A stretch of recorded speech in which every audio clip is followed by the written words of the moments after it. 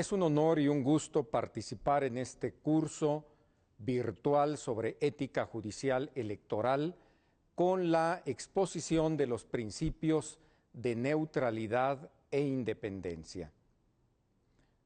Los objetivos de esta ponencia son señalar las finalidades y funciones de las instituciones electorales, ubicar el Código Modelo de Ética Judicial Electoral dentro de las teorías éticas, enunciar los principios y valores generales, así como los principios específicos de la función judicial electoral, del Código Modelo del Tribunal Electoral, del Poder Judicial de la Federación. Conceptualizar los principios de independencia y neutralidad como principios éticos específicos de la función electoral, establecer y entender la distinción entre neutralidad e imparcialidad y comprender lo que significa la independencia y neutralidad en la función judicial electoral de manera concreta. Las instituciones electorales en el mundo contemporáneo, al tener la función de la renovación de los poderes públicos, sin lugar a dudas, tienen una enorme responsabilidad en la consolidación del Estado constitucional de derecho y en la consolidación de la democracia como sistema de gobierno. En este contexto deben tutelar, garantizar y maximizar los derechos político-electorales como lo establecen los tratados internacionales, las constituciones y las leyes electorales, y de igual manera desempeñar su actividad cumpliendo parámetros éticos. En el caso mexicano, el Tribunal Electoral del Poder Judicial de la Federación es la máxima autoridad jurisdiccional en materia electoral, con excepción de las acciones de inconstitucionalidad en esta materia, que son monopolio de la Suprema Corte de Justicia de la Nación, porque este alto tribunal tiene el control abstracto de las leyes y la normativa electoral. Sin embargo, de acuerdo a la Constitución y a las leyes vigentes, podemos considerar al Tribunal Electoral como un auténtico tribunal constitucional en materia electoral. El Tribunal Electoral, en colaboración con la Asociación de Tribunales Electorales de la República Mexicana, en el año de 2013 publicó el Código Modelo de Ética Judicial Electoral. Hay que señalarlo que tiene como antecedente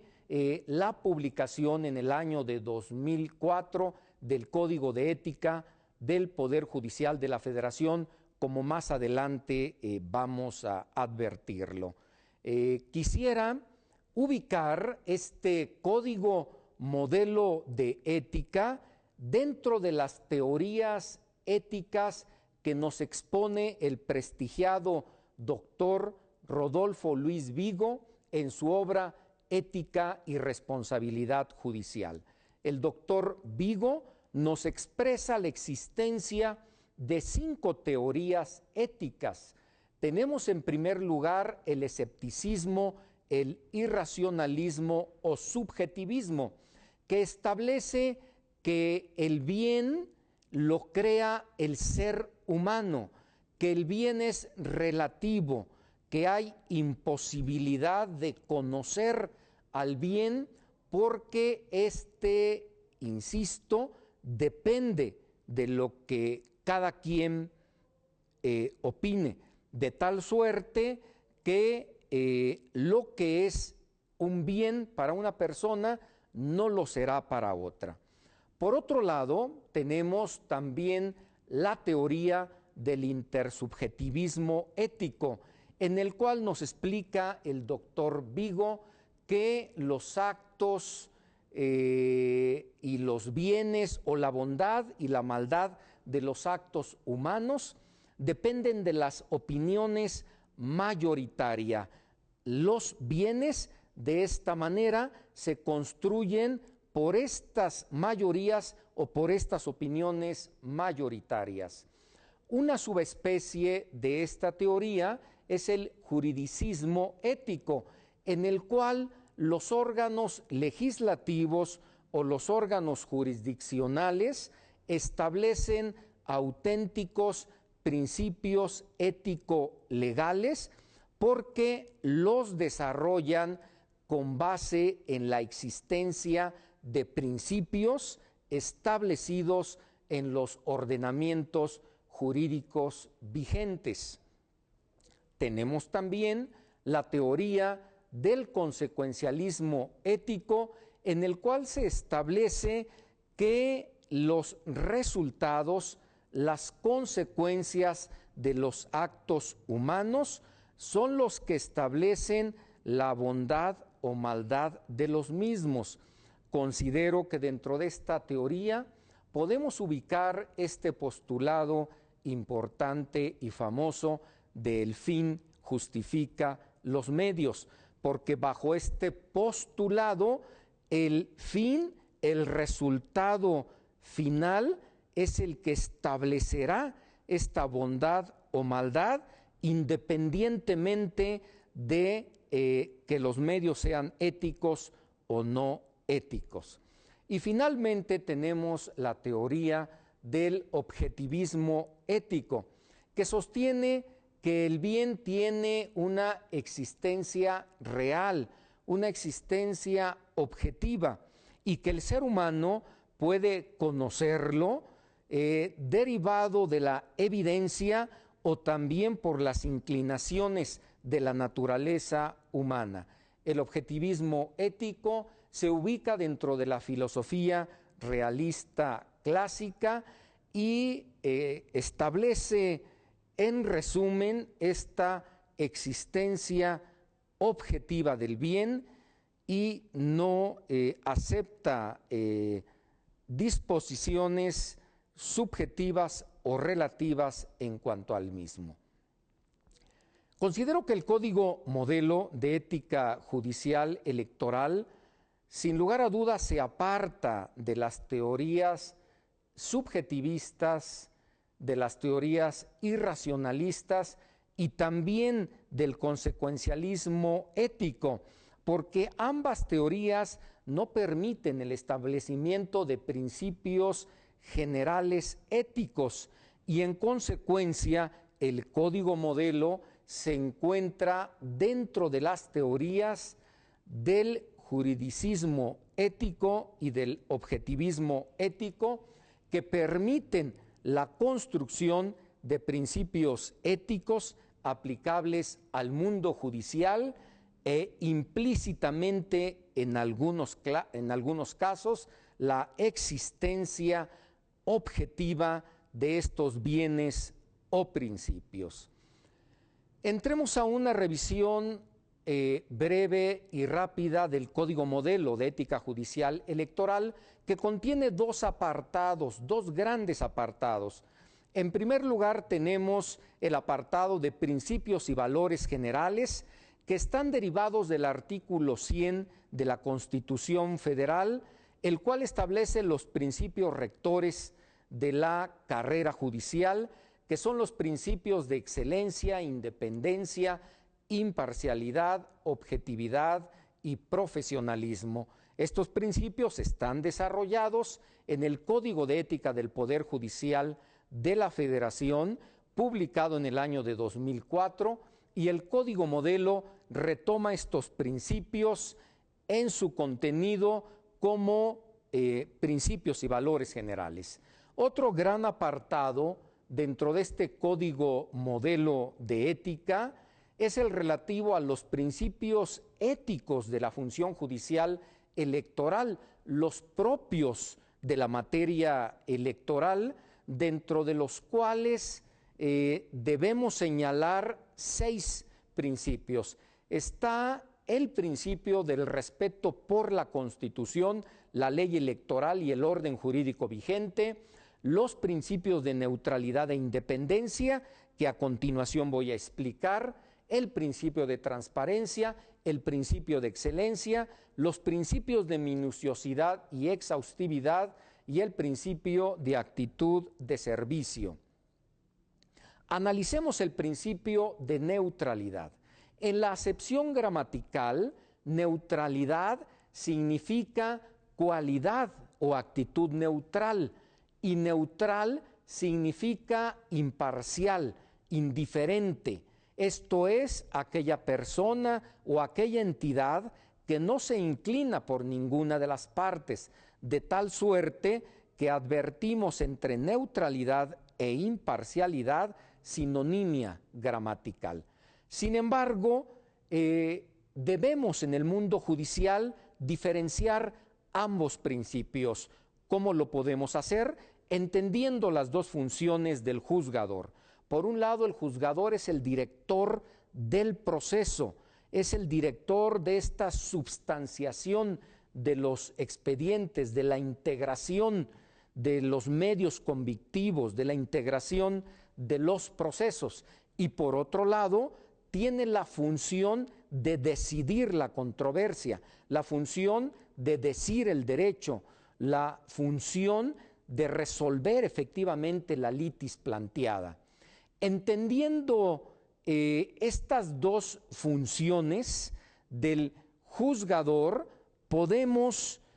advertir la diferencia de ambos principios, porque el juez, al dirigir el proceso, debe ser neutral, debe guardar equidistancia entre las partes, tiene que cuidar esta igualdad procesal de las partes, tiene que cuidar que el proceso sea adecuado, que no esté sesgado y que de manera alguna los medios convictivos puedan prejuzgar el resultado final. Y en relación con la decisión de la controversia, el juez tiene que actuar con imparcialidad. Esto es, el juez debe decidir la controversia de acuerdo con los medios convictivos, de acuerdo con los hechos, y en este sentido su decisión debe ser para emitirse para resolver la controversia y en este contexto guardar esta distancia y ser imparcial en su decisión, de tal suerte que el juez no puede ser neutral al decidir la controversia, debe ser neutral al dirigir el proceso, pero al decidir la controversia tiene que aplicar el principio de imparcialidad. En conclusión, la neutralidad se exige durante la substanciación de los procesos y la imparcialidad se exige cuando se está resolviendo la controversia puesta a su consideración. Entremos al análisis del principio de independencia. Este principio está conceptualizado en el Código Modelo de Ética del Poder Judicial de la Federación, el cual establece que por independencia debemos entender la actitud de los servidores judiciales electorales para emitir su criterio libremente, exento de influencias extrañas y apegado solo a derecho. Esto es, el juzgador, al resolver la controversia, al resolver el litigio, tiene que aplicar e interpretar el derecho y no debe de atender a la presión que puede derivarse de factores externos, como lo serían medios de comunicación social o injerencia de poderes fácticos o incluso poderes públicos. A través de la independencia hay una serie de bienes resguardados, atendiendo a la enorme responsabilidad que tienen las instituciones electorales. A través de este principio Debemos cuidar el respeto por la democracia y la justicia y en consecuencia respetar estos derechos político-electorales, porque esto sin lugar a dudas tiende a la consolidación de la democracia como sistema de gobierno y a la consolidación del Estado constitucional de derecho. Quiero señalar también que Rodolfo Luis Vigo nos enseña que en cuanto al principio de independencia, que el juez ejerce uno de los poderes del Estado, que es el poder jurisdiccional, el poder de decir el derecho, y en consecuencia al ejercer este poder se genera tensión con los otros poderes, pero el juzgador es imprescindible que cumpla en este tenor con el principio de independencia para así asegurar el respeto de los derechos de cada uno y mantener a los otros poderes en sus espacios constitucionales. También quiero señalar lo que establece Javier Saldaña Serrano en cuanto al principio de independencia, el cual considera este principio como la primera virtud específica de la labor judicial. Se puede afirmar, en palabras de este autor, que la independencia judicial es autonomía de conciencia del juez en cuanto tal, comprendida la conciencia como aquel dictamen o juicio de la razón práctica que establece la conformidad del acto humano, razón y voluntad, con el bien o lo justo, objetivamente hablando, en el caso específico que le toca resolver. También es importante destacar que, en palabras del doctor Rodolfo Luis Vigo, la sociedad está particularmente sensibilizada con la eventual falta de independencia, especialmente respecto al poder público. En este sentido, es imprescindible, es necesario que el juzgador sea independiente y además que evite razonablemente sospechas en contrario. El juez debe ser independiente y parecer ser independiente. Es importante señalar también lo que establece el Código Modelo de Ética Judicial Electoral en cuanto a las restricciones a las funciones y en cuanto a una serie de obligaciones de los servidores judiciales electorales con relación a la aplicación de los principios de independencia y neutralidad. Por un lado está la restricción justificada hacia la libertad de asociación.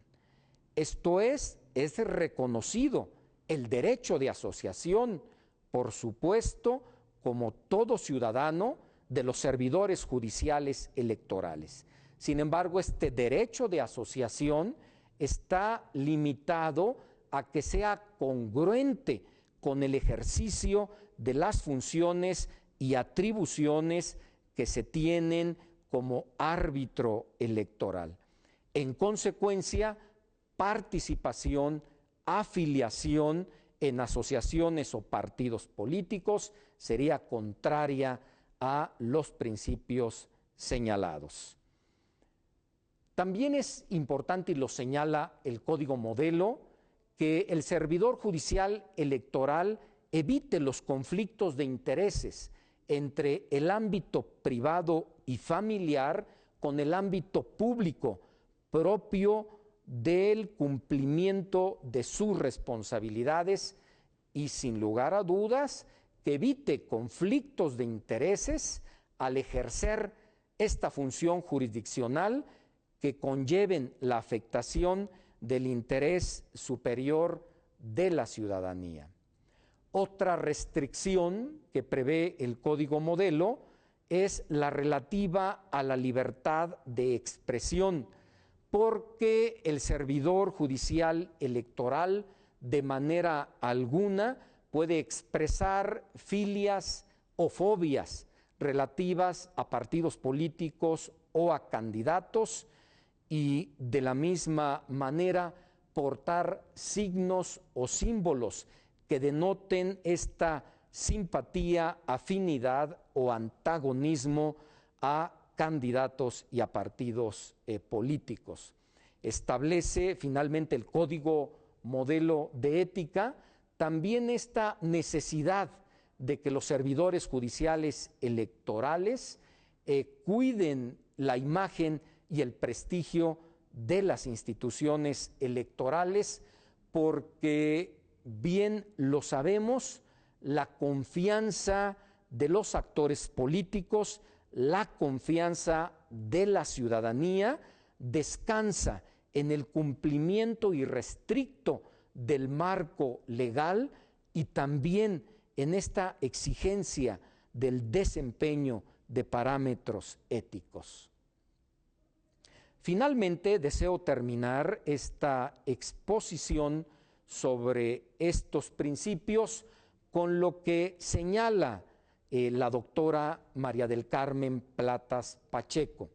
En palabras de la doctora Platas, los principios de independencia y neutralidad son fundamentales para procurar el bien social implícito en la materia electoral.